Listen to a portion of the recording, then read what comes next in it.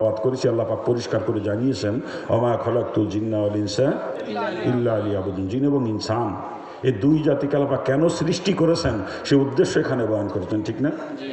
আমার মাওলা ডাক দেখা দুনিয়ার মানুষেরা ভালো করে জেনে নাও, এই উদ্দেশ্যে তোমাদেরকে আমি সৃষ্টি করি নাই তোমরা খানা খাইবে, ঘুমাইবে, পায়খানা প্রস্রাব করবে, এই জন্য তোমাদেরকে সৃষ্টি করা হয় নাই। ব্যবসা করবে, দোকানদারি করবে, কৃষিকাজ করবে, চাকরি করবে, এই উদ্দেশ্যে তোমাদেরকে আমি সৃষ্টি করি নাই। রাজনীতি করবে, সংসার করবে, বিবি বাচ্চা নিয়ে আনন্দ ভর্তি করবে, বরং উদ্দেশ্যে তোমাদেরকে সৃষ্টি করা হয়েছে ইল্লা লিয়াবুদুন, একমাত্র আমি আল্লাহর ইবাদত করবে উদ্দেশ্যে তোমাদেরকে সৃষ্টি করা হয়েছে। চিৎকার দিয়ে বলেন সুবহানাল্লাহ। কে বলতেছেন এ কথা? জোরে বলেন। অনেকের মনে এই প্রশ্ন আসতে পারে, আল্লাহ পাক যদি একমাত্র ইবাদতের জন্য সৃষ্টি করে থাকেন আর 24 ঘন্টা মসজিদে বসে বসে ইবাদতই করতে থাকি, তাহলে দুনিয়ার জিন্দেগি চলবে কি করে? স্বাভাবিক একটা প্রশ্ন, ঠিক না? আসলে ইবাদত কাকে বলে আমরা বুঝি নাই বাজান।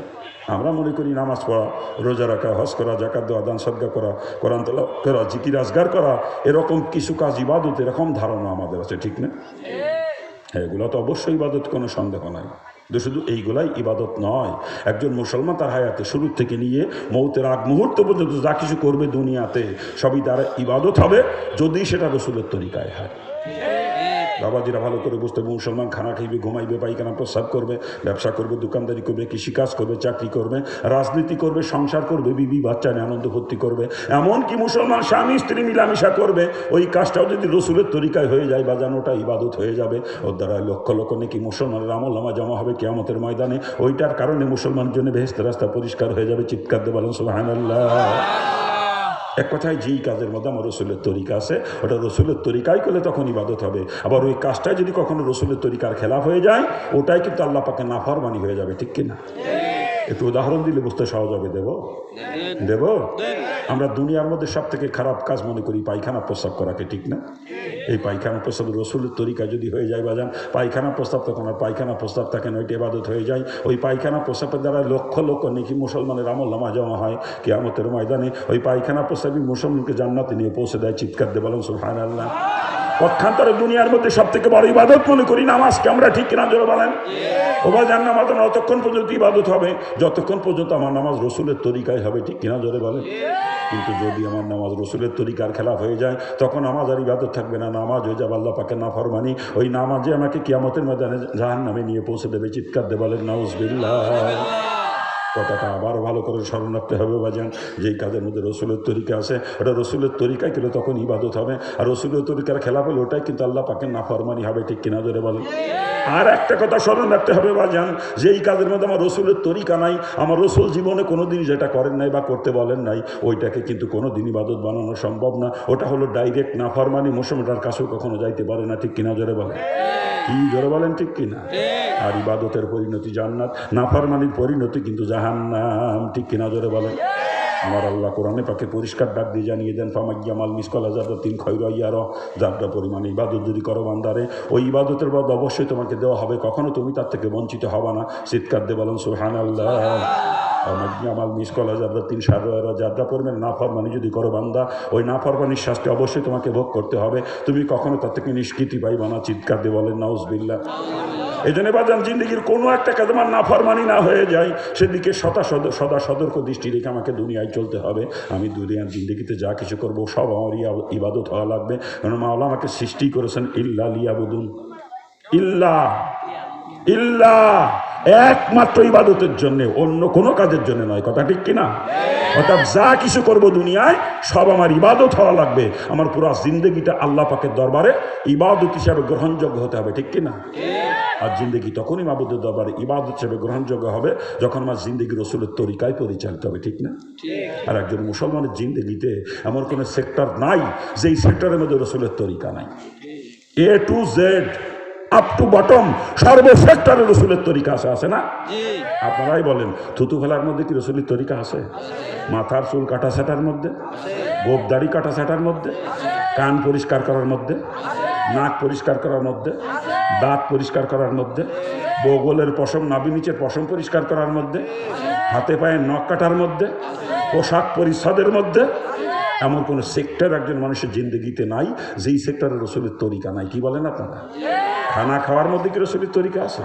পায়খানা প্রস্রাবের মধ্যে, ঘুমানোর মধ্যে, কি কন? সব জায়গায় আছে। ব্যবসার মধ্যে, চাকরির মধ্যে, কৃষিকাজের মধ্যে, বিবাহ শাদীর মধ্যে, স্ত্রীর সঙ্গে মিলামিশার মধ্যে, সন্তান লালন পালনের মধ্যে, আত্মীয়দের সঙ্গে আচরণের মধ্যে, প্রতিবেশীর সঙ্গে আচরণের মধ্যে, বিধর্মীদের সাথে আচরণের মধ্যে। এমন কোনো সেক্টরের মানুষের জিন্দগিতে নাই যেই সেক্টরে রসুলের তরিকা নাই। কথা ঠিক কিনা? সব জায়গায় আছে রসুলের তরিকা। রাজনীতির মধ্যে মনে হয় নাই। কি কন? এই জায়গায়ও আছে। রসুল রাজনীতিও করেছেন। রসুল শুধু রাজনীতি করেছেন তা না, রসুল রাষ্ট্রপ্রধানও ছিলেন। ঠিক কিনা? শুধু রসুল একা নন, রসুলের সব থেকে কাছের চারজন মানুষ, হজরত আবু বকর, হজরত ওমর, হজরত ওসমান, হজরত আলী রাদিয়াল্লাহু আনহুমা, চারজনই রাষ্ট্রপ্রধান ছিলেন। ঠিক কিনা?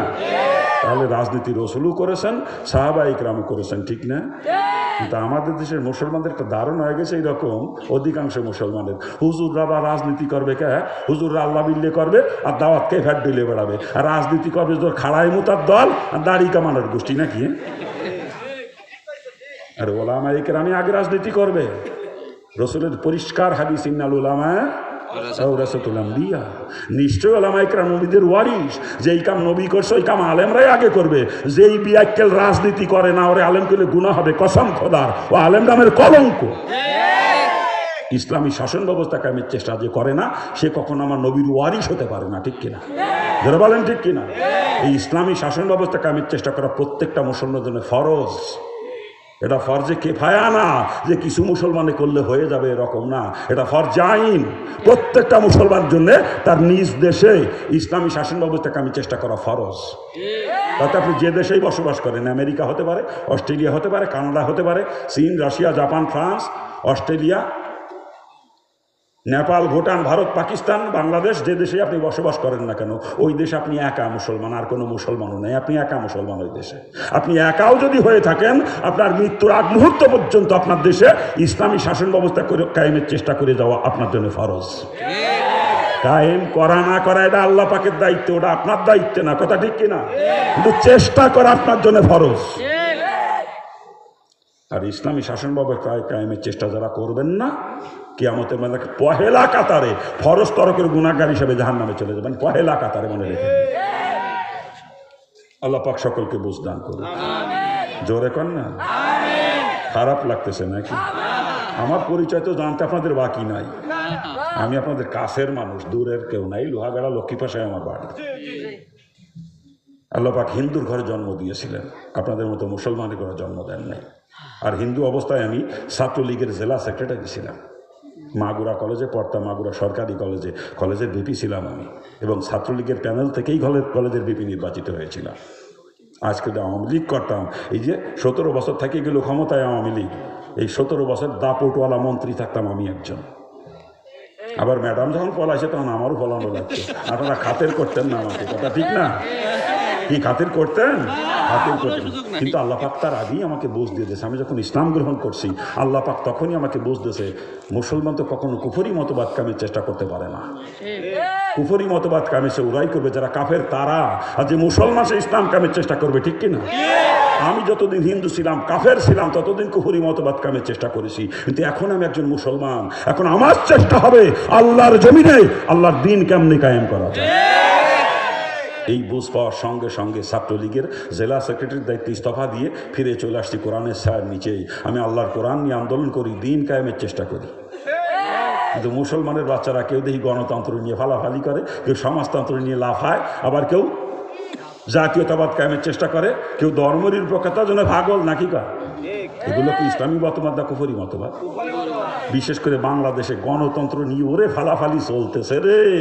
হ্যাঁ, গণতন্ত্রের প্রতিষ্ঠাতা কে বলেন তো? আব্রাহাম লিঙ্কন, আমেরিকার ভূতপূর্ব প্রেসিডেন্ট আব্রাহাম লিঙ্কন। এই আব্রাহাম লিঙ্কনের পরিচয় আপনারা জানেন না, যে কত বড় বদমাইশ ছিল জানেন না আপনারা।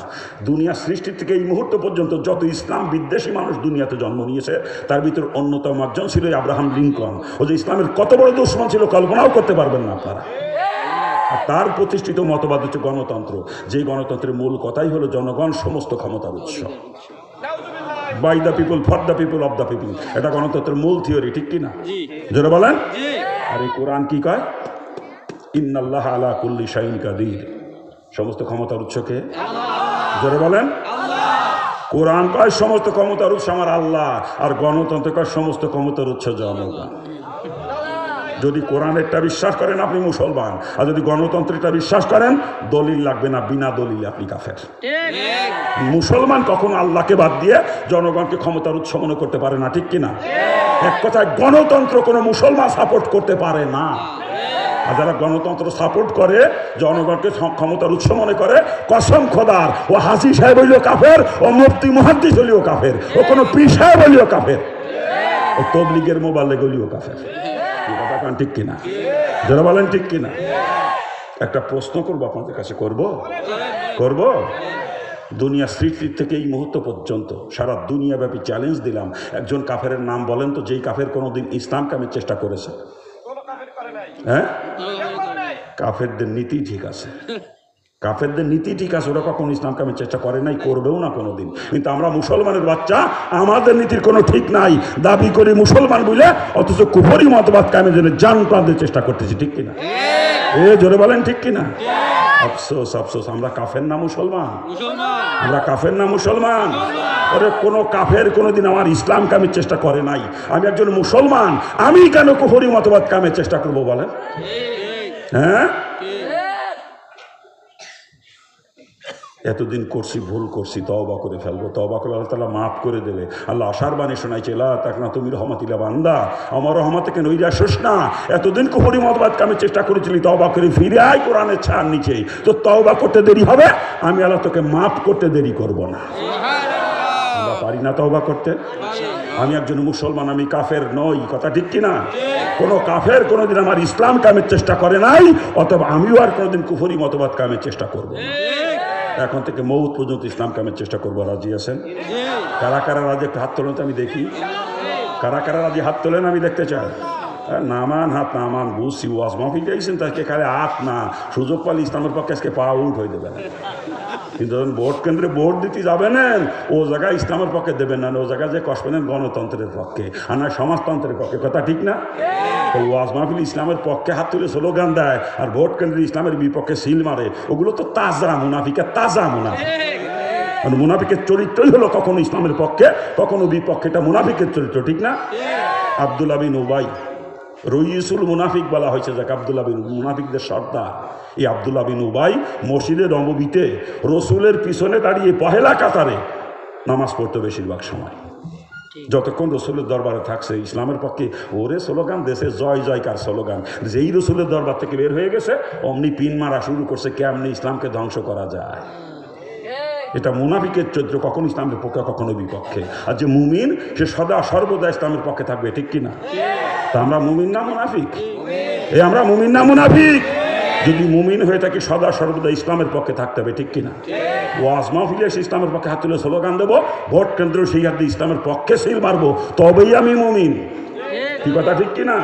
না, ওয়াজ মাহফিল ইসলামের পক্ষে স্লোগান দেবো আর ভোট কেন্দ্রে ইসলামের বিপক্ষে সিল মারবো, আমি তাজা মুনাফিক। আমি মুফতি মুহাদ্দিস হইলেও মুনাফিক, পীর সাহেব হইলেও মুনাফিক, হাসি সাহেব হইলেও মুনাফিক, মোবাল্লেগ হইলেও মুনাফিক। কি কথা ঠিক কিনা? যারা বলেন ঠিক কিনা? আর কি মুনাফিকি করবো আমরা? আর কি মুনাফিকি করব? এখন থেকে মৌত পর্যন্ত সদা সর্বদা ইসলামের পক্ষে থাকবো। রাজি আছি তো? রাজি আছি তো? কারা কারা রাজি? হাত তোলেন তো আমি দেখি। আল্লাহ আল্লাহ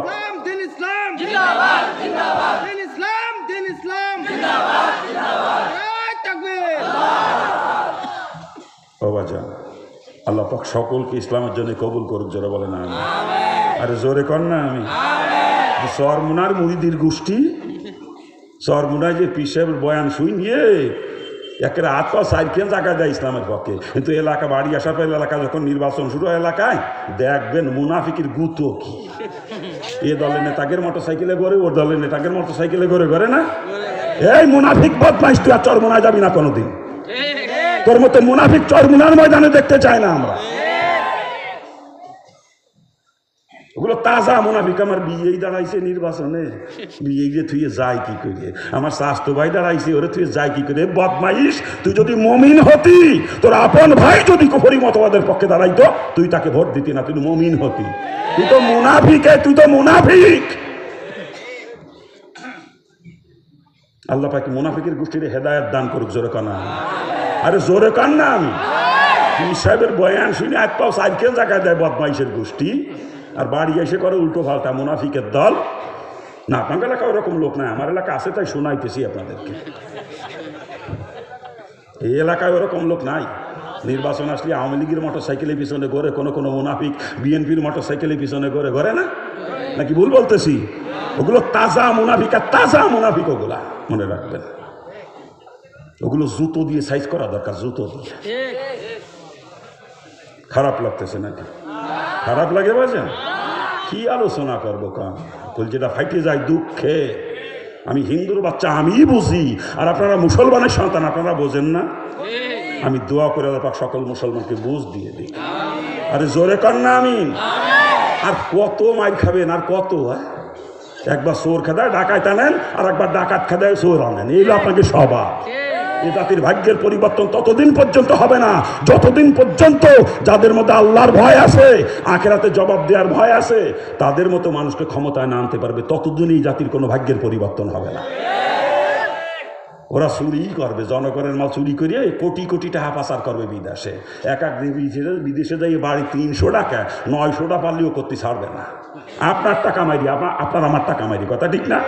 কারণ ওই পায়খানা, ওই শুয়োর, ওই জাহান্নামের আগুন তো আমার মতো মানুষ পেটে ঢুকাইতে পারবে না কোনোদিন, কথা ঠিক না? ধরে বলেন ঠিক কিনা? কিন্তু ওদের তো সেই চিন্তা ভাবনা নাই। ওরা তো জাহান্নামের আগুন খাবেই, বদমাইশের গোষ্ঠী। ওদেরকে ক্ষমতায় পাঠাবেন, জনগণের নির্বিঘ্ন চুরি করবে, রাস্তার গম চুরি করবে, শিক্ষা প্রতিষ্ঠানের গম চুরি করবে, এই খাবি খা ইডা সিডা কত কিছু আছে সব চুরি করে বদমাইশের গোষ্ঠী। আজকে বিদেশে এক একজনের বাড়ি 65টা 300টা পর্যন্ত বলে বাড়ি আছে। এই কথা ঠিক না বলো? ধরে কা? আরে যতদিন পর্যন্ত ওই চোর খাদায় ডাকাত পত্তন করবেন, আমার ডাকাত খাদায় চোর পত্তন করবেন, ততদিন আপনাদের ভাগ্যের কোনো পরিবর্তন আসবে না। কসম করে বলে যাচ্ছি, কসম করে। যদি ভাগ্যের পরিবর্তন দেখতে চান, যাদের ভিতরে আখিরাতের ভয় আছে, আল্লাহর ভয় আছে, পরকালে জবাবদিহিতার চিন্তা চেতনা আছে, তাদের মতো মানুষকে ক্ষমতায় পাঠান নির্বাচনে ভোট দিয়ে, তাহলে আপনাদের ভাগ্যের পরিবর্তন হবে। না হলে কিয়ামত পর্যন্ত জাতির ভাগ্যের পরিবর্তন আসবে না, কথা ঠিক কিনা? জোরে বলেন ঠিক কিনা? খারাপ লাগতেছে আমার কথা নাকি? খারাপ লাগে ভাইজান? লাগলে কিছু করার নাই, যা সত্যি কথা তাই বলতেছি। আমি দুনিয়ার কাউকে পরোয়া করে কথা বলি না। কিনা প্রধানমন্ত্রী, কিনা স্বরাষ্ট্রমন্ত্রী, কিনা ডিসি, কিনা এসপি, কিনা ওসি, কিনা মুসি, কেউ রে খাতির করি না। জানেন তো, চেনেন না আমার? কাউকে পরোয়া করে কথা বলি না। পরোয়া করা শুধু তাকেই, যার হাতে আমার জান, যার হাতে আমার জান, শুধু তাকেই পরোয়া করি। দুনিয়ার কোনো শক্তির পরোয়া করি না, কারণ আমি জানি আমার আল্লাহর শক্তির কাছে দুনিয়ার শক্তি কিছুই না, নস্যি। কি কথা ঠিক কিনা? আমার তকদিরে যদি জেল লেখা থাকে, যতই বাইন মাসের মতো বয়ান করি, আমারে জেলের থেকে কেউ বাঁচায় রাখতে পারবে না। আর তকদিরে যদি জেল লেখা না থাকে, যত হক কথাই বলি না কেন, দুনিয়ার এমন কোনো জেলখানা নাই যেখানে আমাকে মুহূর্তের জন্য আটকে রাখতে পারে। কথা ঠিক না? তকদিরের মোয়ামেলা। আজকে অধিকাংশ আলেমের গোষ্ঠী একটা বাইন মাসের মতো বয়ান করে, হক কথা কই বাঁচায় না। যদি জেলে যাওয়া লাগে, যদি মার খাওয়া লাগে, এখন একটু কয়া ধরছে 2-4 কথা, কিন্তু এর আগে কয় নাই। একমাত্র আমিই কইছি বাংলাদেশ, আর কেউ কয় না এর আগে।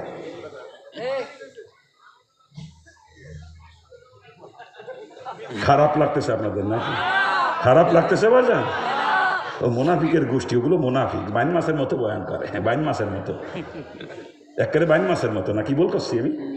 হ্যাঁ, একটা হক কথা কয় না। অধিকাংশ বক্তার গোষ্ঠী একটা হক কথা কয় না, একেবারে বাইন মাসের মতো, যাতে কেউ বেজার না হয়। পরের বছর আবার যাতে দাওয়াত দেয় আমার, এলো ধান্দা, বুঝছেন? আমারে কিনা দাওয়াত দিল না দিল আমার বইয়ে গেল। আমি একজন অ্যাডভোকেট, যদি লাইসেন্স করে কালাকোটের ব্যবসা শুরু করি, দিন গেলে 20-25 হাজার কামাই করা কোনো ব্যাপার না আমার জন্য। কি কথা কান না? হ্যাঁ, আবার MA পাস, যদি খালি টিউশনই করি, তাও মাসে 5 লাখ টাকা কামাই করতে পারি অনায়াসে, খালি টিউশনই করলে। আমার কিনা দাওয়াত দিল না দিল বইয়ে গেল আমার। কিন্তু একবার যে জায়গা নেবে, ও জায়গার মুসলমানকে ভালো মতো সাইজ করবো একেবারে। কি ঠিক আছে না? তা যে কথা বলতেছিলাম বাজান, আল্লাহ পাক কিন্তু রাজনীতি করার জন্য সৃষ্টি করে না, সৃষ্টি করেছে ইল্লা লিয়াবুদুন, একমাত্র ইবাদতের জন্য। অতএব রাজনীতি করতেই যদি হয়, ইবাদত বানায় করা লাগবে, ঠিক কিনা জোরে বলেন? আর ইবাদত তখনই হবে যখন রাজনীতি রাসূলের তরিকায় হবে, ঠিক কিনা জোরে বলেন? রসুলের তরিকায় রাজনীতি করে যদি ইবাদত বানাইতে পারেন, রাজনীতির দ্বারাই লক্ষ লক্ষ নেকি আপনার আমল নামা জমা হয়ে যাবে কিয়ামতের ময়দানে। ওই রাজনীতি আপনাকে জান্নাতে নিয়ে পৌঁছে দেবে। চিৎকার দিয়ে বলেন সুবহানাল্লাহ। পক্ষান্তরে রসুলের তরিকার খেলাফ যদি আমরা কেউ রাজনীতি করি, শেখ মুজিবের তরিকায়, জিয়াউর রহমানের তরিকায়, এরশাদের তরিকায়, লেনিন কালমাস মাওসেতুংয়ের তরিকায়, মহাত্মা গান্ধীর তরিকায়, জওহরলাল নেহরুর তরিকায়, আমার রাজনীতি নাফরমানি হয়ে যাবে বাজান। ওই রাজনীতির কারণে আমাকে কিয়ামতে জাহান্নামে চলে যাওয়া লাগবে, কারণ ইবাদতের পরিণতি জান্নাত, আর নাফরমানির পরিণতি কিন্তু জাহান্নাম। ঠিক কিনা জোরে বলেন? কি জোরে বলেন ঠিক কিনা? কি সুন্দর সারা জীবন গণতন্ত্র কায়েমের জন্য ভাড়াভাড়ি করেছে। জীবন চলে গেল গণতন্ত্র কায়েমের চেষ্টা করতে করতে। মরার পরে লাশটা কবরে থুইয়ে হুজুররা কি ফাইন লাশের বুকে হাত দিয়ে দোয়া পড়ে, বিসমিল্লাহি আলা মিল্লাতি রাসূলিল্লাহ। কি মালা না দোয়া পড়ে নাকি এলাকা? হ্যাঁ, ইমরান সাহেব পড়ে। হ্যাঁ, তাহলে এই দোয়া পড়ে এলাকায় না? এই যে দোয়াটা পড়ে, দোয়ার অর্থ বোঝেন আপনারা? বিসমিল্লাহি আলা মিল্লাতি রাসূলিল্লাহ। এই যে মিল্লাত শব্দটা, মিলাত শব্দের অনেকগুলো অর্থ। মিলাত মানে জাতি, মিলাত মানে কওম, মিলাত মানে দল, অনেক অর্থ। আর যে দোয়াটা পড়ি লাশের বুকে হাত দিয়ে, দোয়াটার অর্থ হচ্ছে আল্লাহর নামে রসুলের দলভুক্ত করে তোমার থুয়ে গেলাম কবরে। এই হলো দোয়ার অর্থ নাকি গান? হ্যাঁ, কি কায়দা রে! ও সারা জীবন গণতন্ত্র কায়েমের চেষ্টা করছে, আব্রাহাম লিঙ্কনের আদর্শ নিয়ে আন্দোলন করছে, আর মরার পরে লাশটা রসুলির কান্দে উঠে দেয়। রাসুলি তো খাইয়ে কাম নাই, মরার লাশটাই নিয়ে বেড়াবে নাকি? হ্যাঁ, ওদের লাশ কবরে রেখে দোয়া পড়া তো জায়েজ নাই। যে সারা জীবন গণতন্ত্র কামের চেষ্টা করেছে, ওর লাশটা কবরে রেখে বুকে দিয়ে দোয়া পড়বেন, বিসমিল্লাহি আলা মিল্লাতি আব্রাহাম লিঙ্কন। যে সারা জীবন সমাজতন্ত্র কামের আন্দোলন করেছে, ওর লাশ কবরে রেখে বুকে দিয়ে দোয়া পড়তে হবে, বিসমিল্লাহি আলা মিল্লাতি লেনিন কালমাস মাওসেতুং। যে সারা জীবন জাতীয়তাবাদ কামের চেষ্টা করেছে, ওর লাশটা কবরে রেখে বুকে দিয়ে দোয়া পড়বেন, বিসমিল্লাহি আলা মিল্লাতি জওহরলাল নেহরু। যে সারা জীবন ধর্ম নিরপেক্ষতা কামের চেষ্টা করছে, ওর লাশটা কবর রেখে বুকিয়াতে দোয়া পড়বেন, বিসমিল্লাহি আলা মিল্লাতি মহাত্মা গান্ধী। আর যে সারা জীবন ইসলাম কামের চেষ্টা করেছে, তার লাশটা কবরে রেখে বুকিয়াতে দোয়া পড়বেন, বিসমিল্লাহি আলা মিল্লাতি রাসূলিল্লাহ। কি ওলামা কেরাম মনে থাকবে তো? এখন থেকে দোয়াটা হিসেব করে পড়বেন তো হুজুর? এই উল্টো পাল্টা দোয়া, মিথ্যে দোয়া যদি ফিরে পড়িয়েছেন, তাহলে আপনার আলেমের গোষ্ঠীরও খবর আছে কিয়ামতের দিন। উদর ভিন্ডি বুদর কারে চড়ান নাকি? হ্যাঁ, কারাম কাজ সালা দিলেন। এই ও আব্রাহাম লিঙ্কনের আদর্শের লোক, ওরে রসুলের আদর্শ কবর তুই আসলে কোনটা বুঝলে? তুমি হুজুর হইছো, তোর হুজুরগিরি ছুটে যাবে কিয়ামতের দিন মিথ্যে দোয়া পড়ার জন্য। ওলামা কেরাম রাগ করেন না, দোয়া টোয়া কায়দা করে পড়ে না হতে। খারাপ লাগতেছে নাকি? খারাপ লাগতেছে বাজা? হ্যাঁ, হুজুররা লাশ কবর তুই এই বড় নেতা মরিছে, একটা জোরে জোরে পড়ে বিসমিল্লাহি আলা মিল্লাতি রাসূলিল্লাহ, জোরে জোরে পড়ে হুজুররা। হুজুরের গোষ্ঠী হলে বড় মুনাফিক। আর নাহলে ওর মুখে আর দিয়ে দোয়া পড়ে কোনটা কই? ও আলেম হইয়া? হ্যাঁ, জানে যে ওইটা কুফরি মতবাদের পক্ষের লোক, সারা জীবন গণতন্ত্র কায়েমের চেষ্টা করছে, তাছাড়া কবে মানুষের শুনে শুনে জোরে জোরে দোয়া পড়ে। আরে মনে মনে তুই পড়বি আব্রাহাম লিঙ্কনের নামে দোয়া পড়বি মনে মনে।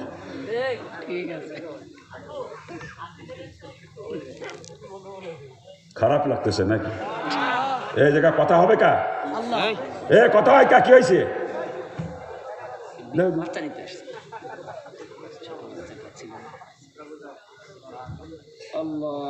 বাজান আলোচনা করছি আল্লাহ পাক সৃষ্টি করেছে ইল্লা লিয়াবুদুন, একমাত্র ইবাদতের জন্য। অর্থাৎ যা কিছু দুনিয়ায় করবো সব কিন্তু ইবাদত হওয়া লাগবে। ঠিক কিনা জোরে বলে?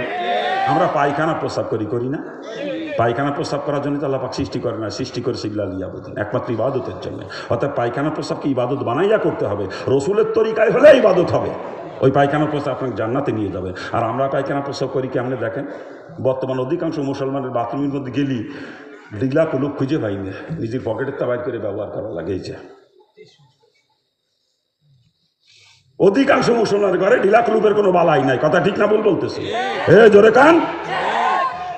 অথচ প্রস্রাবের শেষ কুলুপ ব্যবহার করা পুরুষদের জন্য জরুরি, নারীদের জন্য নয়। নারী আর পুরুষের প্রস্রাবের অঙ্গটাই ভিন্ন।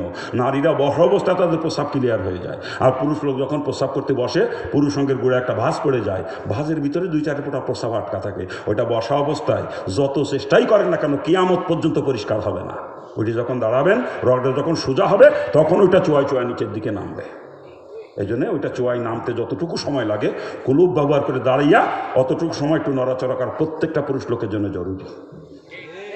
এই বিষয়টা আমি নিজে পরীক্ষা করে দেখছি, 1বার না 3বার পরীক্ষা করছি, 3বার। আমি প্রস্রাবের শেষে বসিয়ে কায়দা কুইদো করে কোতকাত দিয়ে টাইনে টুইনে পরিষ্কার করে টিস্যু দিয়ে মুছে টিস্যু ফেলায় দিছি, দিয়ে নতুন আর একটা টিস্যু নিয়ে উঠে দাঁড়ায় কিছুক্ষণ নড়াচড়া করছি, দেখছি পরের টিস্যুটা আবার ভিজে গেছে। মানে ওই যে প্রস্রাবটুকু আটকা ছিল ওইটা, নাই না শরীরে লাগছে, কাপড়েও লাগছে। যদি কুলুপ ব্যবহার না করে পানি খরচ করে চলে আসেন, ঠিক না? যেটা বলেন যে শরীর পাক হয়েছে, 70 বদনা পানি দিয়ে উজু করলে শরীর পাক হবে? ওই অবস্থায় উজু করে নামাজে যে খাড়াইছেন, হ্যাঁ, সেজদাই কবিরা গুনাহ হবে। না পাক অবস্থায় সেজদা দেওয়া হারাম, কবিরা গুনাহ। কথা ঠিক কিনা? যেটা বলেন ঠিক কিনা? ফতুয়ার কিতাবের ভিতরে এরকম মাসলাও আসছে, যদি কেউ জানিয়ে শুনে ইচ্ছাকৃত না পাক অবস্থায় সেজদা দেয়, তার ঈমান চলে যাওয়ার সম্ভাবনাও থাকে। এখন তো কুলুপ ব্যবহার করবেন তো? দুঃখ লাগে, কত টাইটেল পাস মাওলানা, দেখি প্রস্রাব করতে যখন বদনাই করে পানি নিয়ে যায়, প্রস্রাব করে ধুয়ে উঠে চলে আসে, বদমাইশ বলে আলেম। এই আলেম নামের কলঙ্ক, ওগুলো আলেম নামের কলঙ্ক। ও 24 ঘন্টায় বদমাইশ না পাক থাকে, 24 ঘন্টা। আজকে যখন গোসল করছেন প্রস্রাবটা ধুয়ে পরিষ্কার হয়েছে ঠিকই, কিন্তু গোসলের পরে যখনই প্রস্রাব করছেন কুলুপ ব্যবহার করেন নাই, পানি খরচ করছেন, কিন্তু কুলুপ ব্যবহার না করার কারণে ওই সময় আপনার শরীর নাপাক হয়ে গেছে। আর পরের দিন যখন গোসল করবেন, এই 24 ঘন্টা শরীর আপনার নাপাক থাকবে, পুরা 24 ঘন্টা। ও কত আলেমরা দেন কুলুপ ব্যবহার করে না প্রস্রাবে। আল্লাহ মাফ করুক আমাদেরকে, আল্লাহ মাফ করুক। ওরা বলে আলেম, হ্যাঁ, দুঃখ তো রাখার জায়গা পাই না। আফসোস। আর পায়খানা শেষে ঢিলা, এটা নারী পুরুষ সকলের জন্য সমান প্রযোজ্য। কমপক্ষে 3টা ঢিলা ব্যবহার করা লাগবে। 3টা শেষের সঙ্গে ময়লা দেখে আরও 2টা বেড়ে যাবে, ওই 5টা শেষের সঙ্গে ময়লা দেখে আরও 2টা বাড়বে। অর্থাৎ 3টা দিয়ে শুরু ঠিকই, কিন্তু যতক্ষণ ঢিলার সঙ্গে ময়লা দেখা যাবে ততক্ষণ বেজোর সংখ্যা ঢিলা ব্যবহার করা লাগবে। একটা সামনের দিকে টানতে হবে, একটা পিছন দিকে টানতে হবে। মনে থাকবে? শীতকালে প্রথমটা সামনের দিকে টানতে হবে, শীতকালে চামড়া কুচকায় থাকে ওই জায়গায়। আর গরমকালে প্রথমটা পিছন দিকে টানতে হবে। এলো সুন্নাত। মনে থাকবে তো নাকি? বিস্তারিত ভাঙ্গে বলার সময় নাই, রাত এমনি বেশি করে দিয়েছে। চাইছিলাম যে 9টার দিকে দিলে একটু আলোচনা করতে পারতাম, কিন্তু সে জায়গায় 10টা পার করে 10:15 মাইক দিয়েছে আমার। একদিনের মাহফিল এত বক্তা লাগে কি জন্য আমি বুঝলাম না। 13 জন বক্তা সেট করেছে একদিনের মাহফিলে। আরে ঈশান নামাজ পড়ে আমার উঠে দেবেন, আমি একা কাজ করতে 12টা বাজে রায়। সে জায়গায় 13 জন পরে আমার আনিছে। ঈশান নামাজের পরে 3 জন আলোচনা করছে মনে হয়। কই 2 জন? আর যে অন্ধ যদি গজল গাইছে, ও তো একজনের সময় নিয়ে গেছে।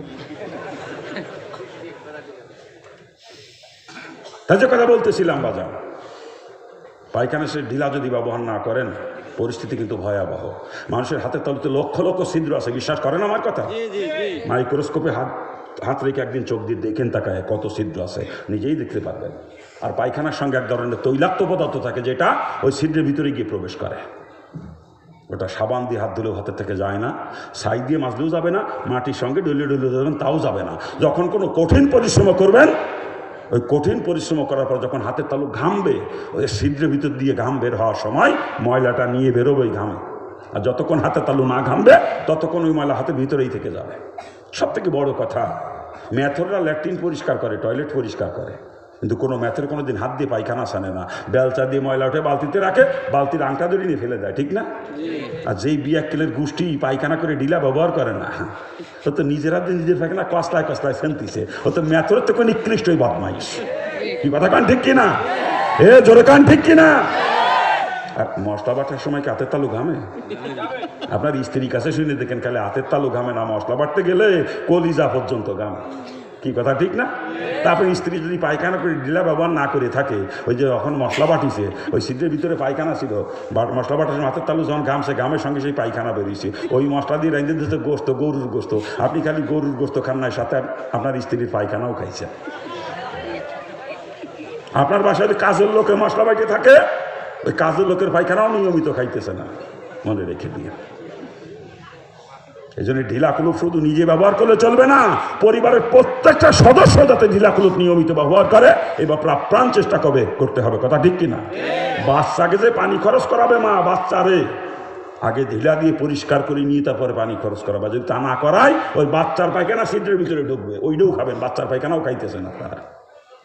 ঠিক, এখন থেকে নিয়মিত ঢিলা কুলুপ ব্যবহার করবেন তো নাকি? করবেন তো? কারা কারা করবেন হাত তোলেন। আল্লাহরে দেখান যে আমি এখন থেকে নিয়মিত ঢিলা কুলুপ ব্যবহার করবো। আল্লাহরে দেখেন, ফেরেশতারা ভিডিও করতেছে, আল্লাহরে দেখাবে। আল্লাহরে নামান হাত। কি কায়দা রে, প্রস্রাবের কায়দা কি? বর্তমান অধিকাংশ যুবকের গোষ্ঠী খাড়ায় খাড়ায় মতো একটা কুত্তার মতো। কি কথা ঠিক না? জোরে বলেন। বিশেষ করে আমি তো রাস্তায় রাস্তায় চলি, গাড়িতে গাড়িতে সফর করি। ওই আজকেও আসার সময় আমার গাড়ি যাত্রা বিরতি করেছিল, ওই যে কি জানো, আরে না বাঙ্গা পাহাড়ি মুকসুদপুরের মধ্যে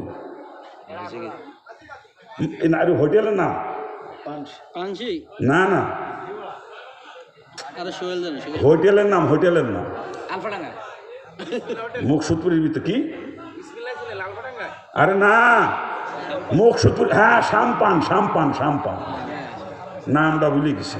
ওই সাম্পানে গাড়ি দাঁড়াইছিল, তা যাত্রীরা তো দীর্ঘ সময় গাড়িতে বসে থাকার পরে নিম্নচাপে তলপেট বাড়ি হয়ে যায়, গাড়ি থেকে নামিয়ে গিয়ে ওয়াশরুমে যাওয়া লাগে সবার, কথা ঠিক না? তা আমিও তো একজন মানুষ, আমিও তো তার ব্যতিক্রম না, কথা ঠিক না? আমিও নামছি, গাড়িতে গেছি ওয়াশরুমে যাই,